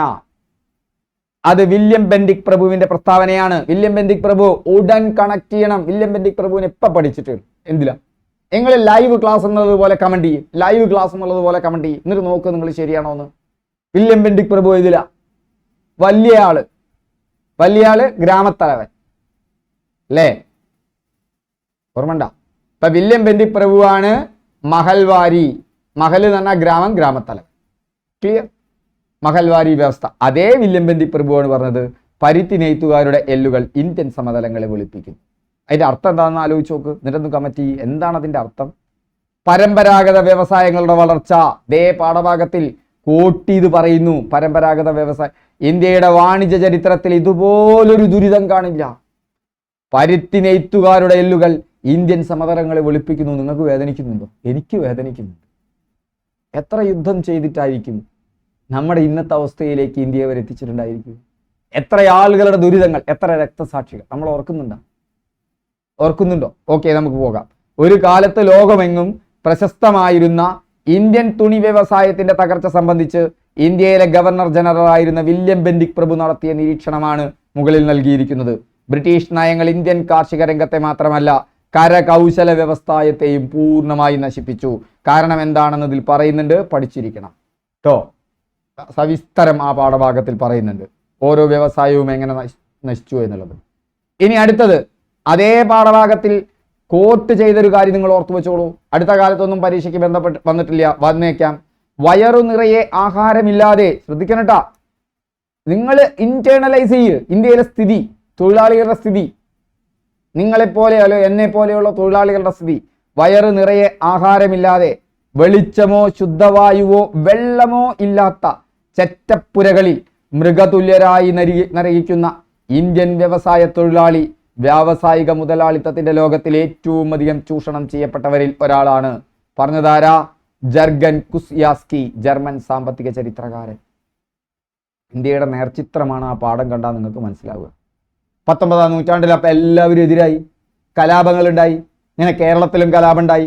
അത് ഈ പാഠത്തിലായതുകൊണ്ട്, ഈ പാഠഭാഗവുമായി ബന്ധപ്പെട്ട ചോദ്യമായതുകൊണ്ടാണ് ഞാനത് ഉൾപ്പെടുത്തിയത്.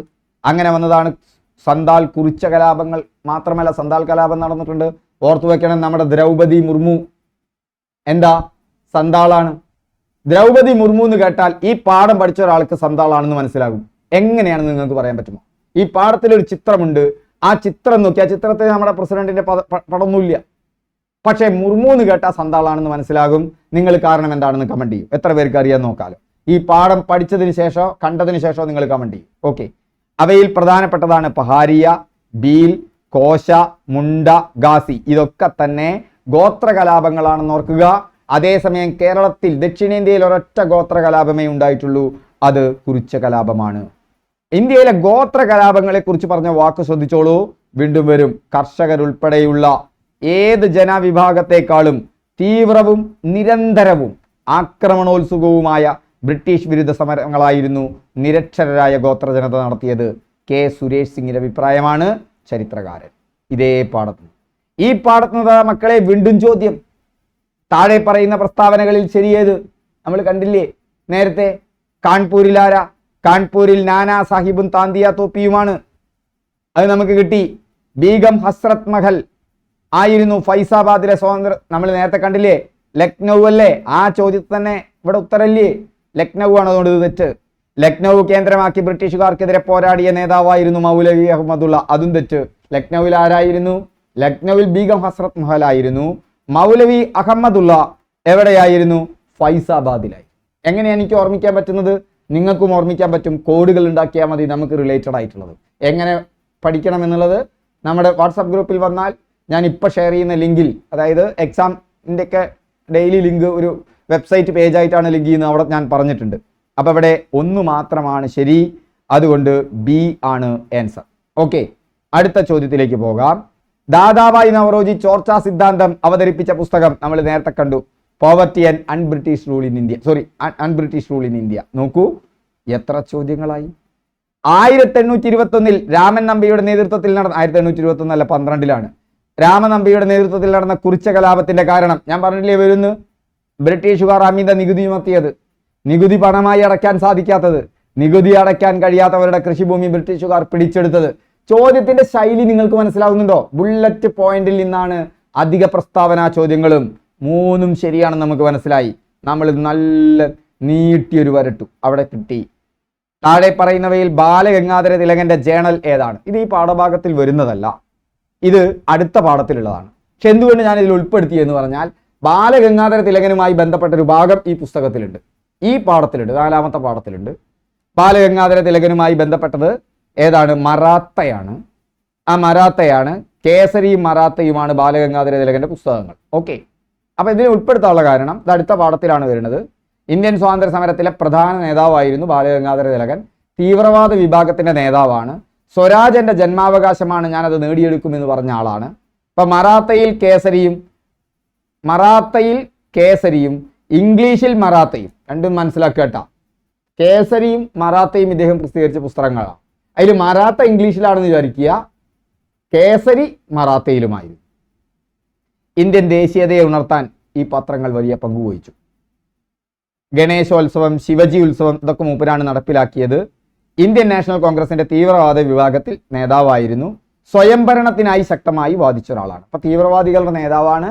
മിതവാദികളും തീവ്രവാദികളും സൂറത്ത് പിളർപ്പ് നിങ്ങൾക്ക് ഓർമ്മ ഉണ്ടാവും എന്ന് വിചാരിക്കുന്നു. 1907 കുറച്ചൊക്കെ പഠിച്ചു പോയവരാണെങ്കിൽ, അല്ലെങ്കിൽ ഈ പാഠഭാഗങ്ങളിൽ അത് പറയുന്നുണ്ട്. ഓക്കെ, ഇനി സ്വദേശി പ്രസ്ഥാനം ഓർക്കുമ്പോൾ നമ്മൾ ഓർക്കേണ്ട ഒരാളാണ് ബാലഗംഗാധര തിലകൻ. അതുകൊണ്ട് തന്നെ ആ ഭാഗത്ത് ബാലഗംഗാധര തിലകനെ കുറിച്ച് പറയുന്നുണ്ട്.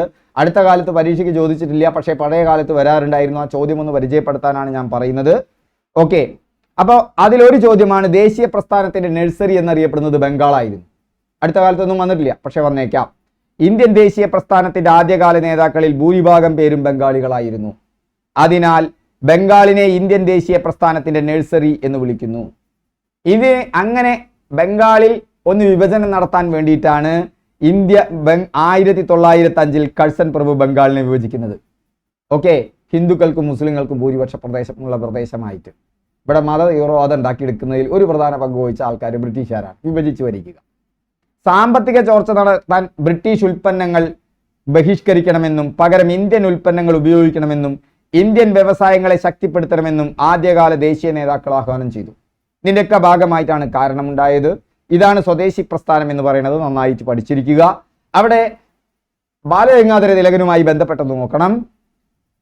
ഇവര് ലാലാ ലജ്പത് റായി, ബിപിൻ ചന്ദ്രപാൽ, ബാലഗംഗാധര തിലക് എന്നിവർ ലാൽ പാൽ ബാൽ എന്നാണ് അറിയപ്പെട്ടിരുന്നത്. എന്താണ് അദ്ദേഹം പറഞ്ഞത്? സ്വാതന്ത്ര്യം എൻ്റെ ജന്മാവകാശമാണ്, ഞാൻ അത് നേടുക തന്നെ ചെയ്യും. ബ്രിട്ടീഷ് ഭരണത്തിൽ അസ്വസ്ഥനായ ഇന്ത്യൻ മനസ്സുകളെ ഏകോപിപ്പിച്ച് ദേശീയ പ്രസ്ഥാനത്തെ ശക്തിപ്പെടുത്തുന്നതിൽ തിലകൻ നിർണായക പങ്കുവഹിച്ചു. ഇതിനാൽ അദ്ദേഹത്തെ ഇന്ത്യൻ അസ്വസ്ഥതയുടെ പിതാവെന്ന് വിളിച്ചു. അപ്പൊ ഈ ചോദ്യം മാത്രമല്ല വന്നിട്ടുള്ളത്. ഇന്ത്യൻ അസ്വസ്ഥതയുടെ പിതാവ് ആരാണ്? തിലകനാണ്. ചോദ്യം ഇതായിരുന്നു, ആരാണ് വിശേഷിപ്പിച്ചത്? Valentine Chirol. അത്ര സൂക്ഷ്മമായി PSC ചോദ്യങ്ങൾ ചോദിക്കുന്നുണ്ട്. ഇത് കാണുമ്പോൾ അയ്യോ ഇനി എന്തൊക്കെ പഠിക്കണം, വേണ്ട, ഇത് ടെക്സ്റ്റ് ബുക്കിലുണ്ട്, ഇവിടുന്നാ വരുന്നത്. ആ DP-യിലേക്കൊന്നും നിങ്ങൾ പോകണ്ട, അത് ആ ടെക്സ്റ്റ് ബുക്കിലുണ്ട്. അടുത്ത പാഠം സംസ്കാരവും ദേശീയതയും. അതിൽ നിന്നും ചോദ്യങ്ങൾ വരാറുണ്ട്. ഇന്ത്യയിലെ മുസ്ലിങ്ങളുടെ സാമൂഹികവും വിദ്യാഭ്യാസപരവുമായ പുരോഗതിക്കായി സ്ഥാപിച്ച സംഘടന ഏതാ? അലിഗഡ് പ്രസ്ഥാനം. ഒരു പട്ടിക കൊടുത്തിട്ടുണ്ട് പുസ്തകത്തിൽ, നന്നായി പഠിക്കുക. പരിഷ്കരണ പ്രസ്ഥാനങ്ങൾ, സ്ഥാപക നേതാക്കന്മാർ, കാരണം. ഇതിന്റെ PDF നിങ്ങൾക്ക് വാട്സപ്പ് കിട്ടും. ഇത് കൂടാതെ ഈ 3 പുസ്തകങ്ങളും പഠിച്ചിരിക്കണം. ഓക്കെ, യെസ്, അവിടെ പോവാം. പിന്നീട് ഒരിക്കൽ നമ്മൾ ഇത് ഡീറ്റെയിൽ ആയിട്ട് നമുക്ക്, ഞാൻ പറഞ്ഞിട്ടില്ലേ, നമ്മുടെ വാട്സപ്പിൽ നിങ്ങൾക്ക് ഓരോ ദിവസവും പഠിക്കാൻ പാഠഭാഗങ്ങൾ അങ്ങനെയുള്ളത് തരാം. എന്നിട്ട് നമുക്ക് ചോദിച്ച മുഴുവൻ ചോദ്യങ്ങളും വിശദമായി പഠിച്ചെടുക്കുകയും ചെയ്യാം. സാവധാനം ഇപ്പം നടക്കുന്ന ക്ലാസ്സൊക്കെ ഒന്ന് കഴിയട്ടെ, അത് കഴിഞ്ഞാൽ വേറൊരു മൊഡ്യൂൾ എടുക്കാനുണ്ട്. ഓക്കെ, അപ്പം തിയോസഫിക്കൽ സൊസൈറ്റി, ആനി ബെസന്റ് എന്നൊക്കെ പറഞ്ഞ് സ്വാഭിമാനി പ്രസ്ഥാനം, EV രാമസ്വാമി നായിക്കർ. അതിൽ നിങ്ങൾക്ക് കണ്ടാൽ നോക്കാം, അലിഗഡ് പ്രസ്ഥാനം, സർ സയ്യിദ് അഹമ്മദ് ഖാൻ ഇന്ത്യയിലെ മുസ്ലിങ്ങളുടെ സാമൂഹികവും വിദ്യാഭ്യാസപരവുമായ പുരോഗതിക്കായി വാദിച്ചു. ചോദ്യം നോക്ക്, ഇന്ത്യയിലെ മുസ്ലിങ്ങളുടെ സാമൂഹികവും വിദ്യാഭ്യാസപരവുമായ പുരോഗതിക്കായി സ്ഥാപിച്ച സംഘടന. പദഘടന പോലും മാറ്റാതെയാണ് ചോദ്യങ്ങൾ വരുന്നത്. എവിടെ പോണം നമ്മൾ പഠിക്കാൻ? എവിടെ പോണം ഇത് പഠിക്കാതെ? നിങ്ങൾ എവിടേക്കാണോ ഈ മണ്ടി പോണത്? കണ്ണിക്കണ്ടത് പഠിച്ചു വാരി വലിച്ചു കൂട്ടാൻ വേണ്ടിയിട്ട്. സിമ്പിളായ ഒരു കാര്യത്തിന് നിങ്ങൾ എന്തിനാണ് ഇത്ര ടൈറ്റാക്കി മാറ്റണത് മക്കളെ? രാജാ റാം മോഹൻ റായ് തുടക്കം കുറിച്ച പത്രങ്ങൾ, പ്രേതങ്ങളല്ല കേട്ടാ, പത്രങ്ങളാണ്. ഏതൊക്കെയാ പത്രങ്ങള്? മിറാത്ത് ഉൽ അക്ബർ, സമ്പാദ് കൗമുദി. എവിടെണ്ട്? ഇതേ പാഠത്തിൽ, 5ാമത്തെ പാഠത്തിൽ. ഇന്ത്യൻ ദേശീയ പ്രസ്ഥാനവും അതിന്റെ നേതാക്കളും എന്നുള്ളതോടൊത്ത് നിങ്ങൾക്ക് അറിയാം, ദേശീയ കാഴ്ചപ്പാടോടുകൂടിയ പത്രങ്ങൾക്ക് ഇന്ത്യയിൽ തുടക്കം കുറിച്ചത് രാജാ റാം മോഹൻ റായ് ആണ്. അതുകൊണ്ട് രാജാ റാം മോഹൻ റായ്ക്ക് ഒരു പേരുണ്ട്, മുൻകാല ചോദ്യങ്ങളിൽ വരുന്നതാ. എന്താന്ന് പറയാൻ പറ്റുമോ? അദ്ദേഹം ബംഗാളി ഭാഷയിൽ ആരംഭിച്ച സമ്പാദ് കൗമുദി, പേർഷ്യൻ ഭാഷയിൽ ആരംഭിച്ച മിറാത്ത് ഉൽ അക്ബർ. ഈ സമ്പാദും മിറാത്തുൽ അക്ബറും അറിയാവുന്ന ഒരാൾക്ക് ഇനി ഭാഷ മാറിപ്പോവില്ലല്ലോ. കാരണം സമ്പാദ് ബംഗാളി ഭാഷയിൽ, മിറാത്തുൽ അക്ബർ പേർഷ്യൻ ഭാഷയിൽ. ഓക്കെ, അങ്ങനെ ഇത് ദേശീയതയ്ക്കും ജനാധിപത്യം തുടങ്ങിയ ആശയങ്ങൾക്ക് ഊന്നൽ നൽകി. അതിന്റെ ഭാഗമായി എന്തുണ്ടായി? വർത്തമാന പത്രങ്ങളുടെ ശക്തി മനസ്സിലാക്കിയ ബ്രിട്ടൻ അവയെ നിയന്ത്രിക്കാൻ നടത്തിയ ശ്രമമാണ് പ്രാദേശിക പത്രഭാഷാ നിയമം. അടുത്തൊന്നും ചോദിച്ചിട്ടില്ല, പഴയ കാലത്ത് സ്ഥിരം ചോദിച്ചിരുന്നു. പ്രാദേശിക പത്രഭാഷാ നിയമം, വെർനാക്കുലർ പ്രസ് ആക്ട് എന്ന് നിലവിൽ വന്നു 1878. ഇത് കാണുമ്പോൾ തന്നെ എല്ലാവരും സകല നിയമങ്ങളും ഈ വർഷങ്ങൾ ഓർത്തു വെക്കണോ? വേണ്ടടോ, ഇത് SCERT ടെക്സ്റ്റ് ബുക്കിലുണ്ട്, അല്ലെങ്കിൽ മുൻകാല ചോദ്യങ്ങളിലുണ്ട്. ഇതൊക്കെ ബൗൺസിങ് ആണ്. കാണാൻ നമുക്ക് കുറച്ചുകൂടി വെയിറ്റ് ചെയ്യ്. ഓക്കെ, ഇതിലൂടെ പ്രാദേശിക ഭാഷകളിൽ പ്രസിദ്ധീകരിക്കുന്ന പത്രങ്ങൾക്ക് കർശനമായ നിയന്ത്രണങ്ങൾ ഏർപ്പെടുത്തി. ഇതിനൊക്കെ എതിരെ ശക്തമായ പ്രതിഷേധമുയർന്നു. ചാപ്റ്റർ 6, അടുത്ത പാഠത്തിൽ നിന്ന് അടുത്ത പാഠം സമരവും സ്വാതന്ത്ര്യവും. 1913 തുടങ്ങിയ ഗദ്ദാർ മൂവ്മെന്റ് എന്നാണ്. ഗദ്ദാർ മൂവ്മെന്റിന് നേതൃത്വം നൽകിയത് ഇന്ത്യയുടെ ദേശീയ പ്രസ്ഥാനത്തിന്റെ യഥാർത്ഥ മൂവ്മെന്റ്, ശക്തമായ മൂവ്മെന്റ് ഇന്ത്യൻ നാഷണൽ കോൺഗ്രസിന്റെ നേതൃത്വത്തിലായിരുന്നു. പക്ഷേ അത് ഗാന്ധിയുടെ നേതൃത്വത്തിലുമായിരുന്നു. പക്ഷെ അതിനപ്പുറത്തേക്ക് സമാന്തരമായ ചില ധാരകളുണ്ടായിരുന്നു. ആ ധാരകളെ ഈ പുസ്തകം പരിചയപ്പെടുത്തുന്നുണ്ട്. അതിലൊന്നാണ് അഭിനവ് ഭാരത് സൊസൈറ്റി, VD സവർക്കർ. സകല സൊസൈറ്റിയും പഠിച്ചു വെക്കണ്ട, ഈ പുസ്തകത്തിലെടുത്ത് പഠിച്ചു വെച്ചാൽ മതി. അനുശീലൻ സമിതി, ബരീന്ദ്രകുമാർ ഘോഷ്, പുലിൻ ബിഹാരി ദാസ്. ഗദ്ദർ പാർട്ടി, ലാലാ ഹർദയാൽ, അതാണ് ഇവിടെ ചോദിച്ചിട്ടുള്ളത്. ഓക്കെ, ലാലാ ഹർദയാലാണ് അവിടുത്തെ ഉത്തരം. Indian republic army, Surya Sen. Okay, ഇനി നോക്കൂ, ഈ 3 പാഠങ്ങളിൽ നിന്ന് 13 ചോദ്യങ്ങൾ. ഇനി 7ാം ക്ലാസ്സിലെ ഒരു പാഠം. ആ 7ാം ക്ലാസ്സിലെ പാഠം കച്ചവടത്തിൽ നിന്ന് അധികാരത്തിലേക്ക് എന്നുള്ള പാഠമാണ്. ഞാനിത് ഷെയർ ചെയ്യാം. ആ കച്ചവടത്തിൽ നിന്ന് അധികാരത്തിലേക്ക് എന്നുള്ള പാഠം ദത്താവകാശ നിരോധന നിയമം നടപ്പിലാക്കിയത് ഡൽഹൌസി പ്രഭുവാണ്. വളരെ വിശദമായി ഞാൻ ഈ നോട്ടിൽ തന്നെ തന്നിട്ടുണ്ട്, എങ്ങനെയാണ് ഇന്ത്യയുടെ അധികാരം ബ്രിട്ടീഷുകാർക്ക് കിട്ടിയത് എന്നുള്ള പാഠഭാഗങ്ങൾ. 7ാം ക്ലാസ്സിലെ പാഠം ഓർത്തു വയ്ക്കുക. 7ാം ക്ലാസ്സിലെ പാഠം 2, 7ാം ക്ലാസ്സിലെ പാഠം 3, 7ാം ക്ലാസ്സിലെ പാഠം 4 കഴിഞ്ഞു. SCERT പാഠഭാഗങ്ങൾ 6 പഠിച്ചാൽ മതി. അതിൽ ആദ്യത്തെ 3 നല്ല മാർക്ക് വന്നത്. ഈ 6 പാഠങ്ങൾ പഠിച്ചാൽ എൻ്റെ അഭിപ്രായത്തിൽ 70 മുതൽ 80% ചോദ്യങ്ങൾക്കും ഉത്തരമായി. ധാരാളം ചോദ്യങ്ങൾ വരുന്ന കാര്യം ഒന്ന് പഠിച്ചു വെക്കുക. വിശദമായ ക്ലാസ് നമുക്ക് നടത്താം. ഏതുപോലെ ഇപ്പം നടന്നുകൊണ്ടിരിക്കുന്നത് പോലെ നിങ്ങൾക്ക് ഓരോ പാഠഭാഗങ്ങൾ നിങ്ങൾ പഠിക്കണം. ഓക്കെ, നിങ്ങൾ പഠിച്ചു കഴിഞ്ഞതിന് ശേഷം ഞാൻ എന്ത് ചെയ്യും, ഫുള്ള് ക്ലാസ് കിട്ടണമെങ്കിൽ നമ്മുടെ ക്ലാസ്സുകളിലേക്ക് വരിക, ഓരോന്നും വിശദീകരിച്ച് പറയും. നിങ്ങൾ സ്വയം പഠിക്കുക. നിങ്ങൾക്ക് എവിടെ നിന്ന് കിട്ടും? സമഗ്രയിൽ നിന്ന് കിട്ടും. പിന്നെ ഈ അതാത് ക്ലാസ് നടക്കുമ്പോൾ ഞാൻ വാട്സപ്പിൽ ഷെയർ ചെയ്യും ഇന്ന പാഠം എന്നുള്ളത്. പഠിച്ചു കഴിഞ്ഞാൽ ഞാൻ അതിന് ചോദ്യങ്ങൾ ഇട്ട് തരും. അത് കഴിഞ്ഞാൽ ഇതിന്ന് ഇതുവരെ PSC ചോദിച്ച ചോദ്യങ്ങളൊക്കെ വെച്ചിട്ട് നമ്മളൊരു 1-1.5 മണിക്കൂറിൻ്റെ ലൈവ് ക്ലാസ് സംഘടിപ്പിക്കും. ഓക്കെ, ഇടയ്ക്കൊരു വെബിനാർ സംഘടിപ്പിക്കും. വെബിനാർ എന്ന് പറഞ്ഞാൽ ഗൂഗിളിൽ. അപ്പോൾ നിങ്ങൾക്ക് നിന്നോട് നേരിട്ട് സംശയം ചോദിക്കാം, സംഭാഷണം മുഖേന തന്നെ. മറ്റത് നിങ്ങൾക്ക് എന്നോട് എന്ത് ചോദിക്കാം, ഇപ്പം മെസ്സേജ് ചെയ്യാം. അവിടെ കണ്ടാൽ ഞാൻ മറുപടി വരും, യൂട്യൂബിൽ ലൈവ് ക്ലാസ്സിലാണെങ്കിൽ. ഈ ഭാഗം പഠിക്കുക. ഈ ഭാഗത്തിലുണ്ട് ഡൽഹൌസി പ്രഭു. ഇത് ഭാഗം പഠിക്കണേ, ഇമ്പോർട്ടൻ്റ് ആണ്. ഞാൻ ഷെയർ ചെയ്യേണ്ടത് വാട്സപ്പിൽ ഷെയർ ചെയ്യേണ്ടത് ഇതിൻ്റെ PDF. ഓക്കെ, ഇതാ പാഠഭാഗമാണ്. പിന്നെ 3 ചെറുത്തുനിൽപ്പും 1-ാം ഇന്ത്യൻ സ്വാതന്ത്ര്യ സമരവും 4 ഇന്ത്യ പുതുയുഗത്തിലേക്ക്. ഈ 3 പാഠവും എനിക്കറിയാം നിങ്ങൾക്ക് എവിടെ കിട്ടില്ല, സമഗ്രയിൽ കിട്ടില്ല എന്നുള്ളത്. അത് നമ്മുടെ ആപ്പ് ഉണ്ട്, ആപ്പ് ഡൗൺലോഡ് ചെയ്യാനുള്ള ലിങ്കും ഞാൻ തന്നിട്ടുണ്ട്. ആ ആപ്പിൽ കയറിയാൽ നിങ്ങൾക്ക് കിട്ടും. എവിടെ? 7ാം ക്ലാസ്സിലെ സോഷ്യൽ സയൻസ് എന്ന് പറഞ്ഞുകൊണ്ട് അതിലൊരു ഫോൾഡർ ഉണ്ട്. ആ ഫോൾഡറിൽ ഞാനിത് അപ്ലോഡ് ചെയ്ത് വെച്ചിട്ടുണ്ട്. Okay, yes. ഇനി അടുത്തത് 3 റൗണ്ട് ടേബിൾ കോൺഫറൻസിലും പങ്കെടുത്ത വ്യക്തി ആരാണ്? അപ്പം നമ്മൾ ഇതുവരെയുള്ള ചോദ്യങ്ങളിൽ 14 എണ്ണത്തെ പരിചയപ്പെട്ടു. ഈ 14 എണ്ണവും SCERT ടെക്സ്റ്റ് ബുക്കിലെ 6 പാഠത്തിനാണ്.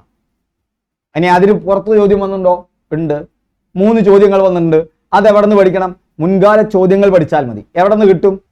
ഞാൻ പറഞ്ഞു, ഫുള്ള് മുൻകാല ചോദ്യങ്ങളും നമ്മുടെ കോഴ്സിൽ നിങ്ങൾക്ക് കിട്ടും. അതുകൂടാതെ പരമാവധി മുൻകാല ചോദ്യങ്ങളെ ഞാൻ യൂട്യൂബ് ലൈവ് ക്ലാസ്സിൽ നിങ്ങൾക്ക് പരിചയപ്പെടുത്തി തരും. ഓക്കെ, പക്ഷെ നിങ്ങൾക്കത് സ്ഥിരം ഫുള്ള് വളരെ സാവകാശം കിട്ടണമെന്നുണ്ടെങ്കിൽ നമ്മുടെ കോഴ്സ് ചേരുക. അല്ലെങ്കിൽ നിങ്ങൾ ഒരു റാങ്ക് ഫയൽ വാങ്ങുക, മുൻകാല ചോദ്യങ്ങളുടെ റാങ്ക് ഫയൽ. നല്ലൊരു റാങ്ക് ഫയൽ ആകുമ്പോൾ ഒരു 400-500 രൂപ വീഴും. അത് രണ്ടും വാങ്ങി വെക്കുക. എന്തെങ്കിലുമൊക്കെ നമ്മൾ വാങ്ങണമല്ലോ, ഇതിനായിട്ട് മെനക്കെട്ടല്ലോ. എന്നിട്ട് അത് വേണം നിങ്ങളുടെ കയ്യിൽ. അതല്ലെങ്കിൽ നമ്മുടെ കോഴ്സിൽ ഇത് മുഴുവൻ കിട്ടും. അപ്പോൾ ഒരു 400-500 രൂപയുടെ മുൻകാല ചോദ്യ പേപ്പറുകൾ അടങ്ങിയ, അതും സബ്ജക്റ്റ് വൈസായി കിട്ടുന്ന ഒരു നല്ല പുസ്തകം വാങ്ങി വെക്കുക. എന്നിട്ട് ഈ ചോദ്യം ഉണ്ടോ എന്ന് നോക്കുക. അപ്പം നിങ്ങൾക്ക് കുറച്ച് സമയം പോകും, പക്ഷേ നിങ്ങളുടെ പഠനത്തിന് ഗുണമാണ്. നമ്മുടേതാണെങ്കിൽ നമുക്കിത് റെഡിമെയ്ഡ് ആയിട്ട് നിങ്ങൾക്ക് കിട്ടും നമ്മുടെ കോഴ്സുകളിൽ. 3 റൗണ്ട് ടേബിൾ കോൺഫറൻസിലും പങ്കെടുത്ത വ്യക്തി ആരാണ്? അപ്പോൾ നിങ്ങൾ എന്തിനെക്കുറിച്ച് പഠിക്കണം? റൗണ്ട് ടേബിൾ, വട്ടമേശ സമ്മേളനത്തെ കുറിച്ച് പഠിക്കണം. അതുമായി ബന്ധപ്പെട്ട PSC ചോദ്യങ്ങൾ അത് ഞാൻ അടുത്ത ക്ലാസ്സിൽ നിങ്ങൾക്ക് പരിചയപ്പെടുത്തി. പകുതി വെച്ച് പോകുന്നില്ല, ഇത് ഞാൻ പരിചയപ്പെടുത്തി തരട്ടെ. അപ്പോൾ അത് ആരാണ്? BR അംബേദ്കർ ആണ്. വന്ന ചോദ്യം നോക്കൂ. University LGS stage 2023 ചോദിച്ചടോ. നിങ്ങൾ നോക്കിയാൽ ഞെട്ടിപ്പോവും. എത്ര തവണയാണ് ചോദിച്ചിരിക്കുന്നത്, എത്ര ബൗൺസിങ് ആയ ഒരു ക്വസ്റ്റ്യൻ ആണിത്. ഓക്കെ, നിങ്ങളെ ക്വസ്റ്റ്യൻ പേപ്പറിലൂടെ കടന്നു പോയാൽ, അല്ലെങ്കിൽ നമ്മുടെ ക്ലാസ്സിലൂടെ കടന്നു പോകുമ്പോൾ, നമ്മുടെ PDF-ൽ പെയ്ഡ് ക്ലാസ്സിലാണെങ്കിൽ ആ PDF-ലൂടെ കടന്നു പോകുമ്പോൾ നിങ്ങളുടെ മനസ്സ് സന്തോഷം കൊണ്ട് നിറയും. ഇത്രയേ ഉള്ളൂ നിങ്ങൾക്ക് മനസ്സിലാവും. ഓക്കെ, ഇനി എത്ര ഞാൻ തമാശയ്ക്ക് പറയല്ല ആ ചോദ്യം കാണുമ്പോൾ. ക്വിറ്റ് ഇന്ത്യ സമരകാലത്തെ ഇന്ത്യയിലെ വൈസ്രോയ് ആരായിരുന്നു? അടുത്ത കാലത്തൊന്നും ചോദിച്ചിട്ടില്ല. ഞാൻ പറയുന്നത് നിങ്ങളോട് 2020 മുതൽ 2024 വരെ എന്ന് ഞാൻ ഒരു കാലത്തും പറഞ്ഞിട്ടില്ല കേട്ടോ. ഞാൻ ഒരിക്കലും പറയൂല 2000 മുതൽ 2020 വരെ. കാരണം ഇതൊക്കെ അധികവും ബൗൺസിങ് ക്വസ്റ്റ്യൻസ് ആണ്. വളരെ കുറഞ്ഞ ചോദ്യങ്ങളാണ് പുറത്തു വരുള്ളൂ. പക്ഷെ 2000 മുതൽ പഠിക്കുമ്പോൾ കറണ്ട് അഫയേഴ്സ് നിങ്ങൾ പഠിക്കരുത്. നിങ്ങളുടെ സിലബസിന് പുറത്തുള്ള ഒരൊറ്റ ചോദ്യവും പഠിക്കരുത്. അപ്പോൾ ഒരു PSC ചോദ്യ പേപ്പർ എടുക്കുക, അതിൽ നിന്നൊരു ചോദ്യം നോക്കുക, ആ ചോദ്യം ഏതുമായി ബന്ധപ്പെട്ടതാണെന്ന് കണ്ടെത്തി പഠിക്കുക. അതിനെക്കുറിച്ച് ഞാൻ വീണ്ടും പറയുന്നുണ്ട് അടുത്ത ക്ലാസ്സിൽ. പഠന ശൈലി എന്താണെന്ന്, സോഴ്സ് എന്താണെന്ന് നിങ്ങൾക്ക് മനസ്സിലായല്ലോ. ക്വിറ്റ് ഇന്ത്യ സമരകാലത്ത് ഇന്ത്യയിലെ വൈസ്രോയി ആരായിരുന്നു? ലോർഡ് ലിൻലിത്ഗോ ആയിരുന്നു. നോക്കൂ, മെയിൽ ഫീമെയിൽ വാർഡൻ 2009. ആരെങ്കിലും പറയണേ ഈ അടുത്ത കാലത്ത് ചോദിച്ചിട്ടുണ്ടോ എന്നുള്ളത്? ഞാനൊരു ചോദ്യം കണ്ടപ്പോൾ അതെടുത്ത് എഴുതി, കാരണം ഇതൊക്കെ ചോദിച്ചതാണെന്ന് എനിക്കറിയാം. ഇന്ത്യയുടെ പതാകയായി ത്രിവർണ്ണ പതാക അംഗീകരിച്ചത് ഏത് സമ്മേളനത്തിനാണ്? ലാഹോർ സമ്മേളനത്തിനാണ്. LDC പാലക്കാട് 2014. നോക്ക്, എവിടേക്കും പോണ്ട. എവിടെയാണ് Annie Besant home rule movement തുടങ്ങിയത്? ഇത് അടുത്ത കാലത്തൊന്നും ചോദിച്ചിട്ടില്ല. പക്ഷെ ഞങ്ങളുടെയൊക്കെ കാലത്ത് PSC പരീക്ഷയ്ക്ക് ഇത് സ്ഥിരം ചോദ്യമായിരുന്നു. പക്ഷേ 2000-ലെ ചോദ്യമുണ്ട്, എനിക്ക് തെരഞ്ഞ് കണ്ടെത്താൻ പറ്റിയിട്ടില്ല. ഉണ്ട്, 2000-ൽ ഈ ചോദ്യമുണ്ട്. കാരണം 2003, 2004 ഞാൻ PSC കോച്ചിങ് രംഗത്തുണ്ട്. എൻ്റെ നല്ല ഓർമ്മയിലുണ്ട്. ഇത് വളരെ ഇമ്പോർട്ടൻ്റ് ആയിരുന്നു. അപ്പോൾ ഓർത്ത് വെച്ചോളൂ, അടയാറിലാണ്, തമിഴ്നാട്ടിലാണ്, മദ്രാസിലാണ്. ആനി ബസന്റിൻ്റെ ഒപ്പം തന്നെ ബാലഗംഗാധര തിലകനുണ്ട്. ബാലഗംഗാധര തിലകൻ എവിടെയാണ് തുടങ്ങിയത്? ഈ കാര്യം, ഈ മുൻകാല ചോദ്യങ്ങളുടെ ഈ 3 ചോദ്യത്തിൻ്റെയും ഈ ചോദ്യത്തിൻ്റെ 4 ചോദ്യങ്ങളും അതിൻ്റെ അനുബന്ധ വസ്തുതകളും എങ്ങനെ കണ്ടെത്തണമെന്നത് നമുക്ക് നാളെ ക്ലാസ് ആവാം. അതായത് ഈ ചോദ്യത്തിൻ്റെ സോഴ്സ് ഞാൻ പറഞ്ഞു തന്നു. സോഴ്സ് എന്താ? മുൻകാല ചോദ്യം, വേറെ എവിടെയും നോക്കണ്ട. ഇനി അനുബന്ധ വസ്തുതകൾക്ക് നിങ്ങൾ എവിടെ തിരയണം അത് ഞാൻ നാളെ പറയാം. എത്രമാത്രം അനുബന്ധ വസ്തുതകളിലേക്ക് പോകണം? SCERT ബുക്കിലുള്ളതിൽ അനുബന്ധ വസ്തുതകളിലേക്ക് നിങ്ങൾ പോകണ്ട. അതിന് ടീച്ചേഴ്സ് ടെക്സ്റ്റ് ബുക്ക് അവൈലബിൾ ആയിട്ടുണ്ട്. അത് ഉൾപ്പെടുത്തി അതെങ്ങനെ ടീച്ചേഴ്സ് ടെക്സ്റ്റ് ബുക്ക് കിട്ടും? അതിന് ഞാൻ 2 സോഴ്സ് നാളെ പറഞ്ഞുതരാം. ഓക്കെ, കൂടാതെ ഇതും ഞാൻ നാളെ പറഞ്ഞുതരാം. നാളത്തെ ക്ലാസ്സിന് കൂടി വെയിറ്റ് ചെയ്യുക. ഈ ക്ലാസ് ഗുണപ്രദമാണോ എന്ന് പറയുക. തീർച്ചയായിട്ടും നിങ്ങൾ കമൻറ്റ് ചെയ്യണം. ഈ ക്ലാസ് ഗുണപ്രദമാണോ എന്ന് അഭിപ്രായം പറയണം. അതല്ല ഇത് ലെങ്ത് കൂടുന്നുണ്ട്, കുറയ്ക്കണം, പലരും കുറച്ച് നേരമൊക്കെ കാണുന്നുള്ളൂ, നിങ്ങളൊന്ന് പറയണം. നിങ്ങളുടെ അഭിപ്രായത്തിനനുസരിച്ച് ഞാൻ ഈ ക്ലാസ്സുകൾ ചിട്ടപ്പെടുത്തി തരാം. Okay, thank you. അപ്പം നാളെ വീണ്ടും ഇന്ത്യൻ സ്വാതന്ത്ര്യ സമരത്തിലെ ഈ 4 ക്ലാസ്സുകളുമായി ബന്ധപ്പെട്ട ഭാഗങ്ങളുമായി നമുക്ക് നോക്കാം.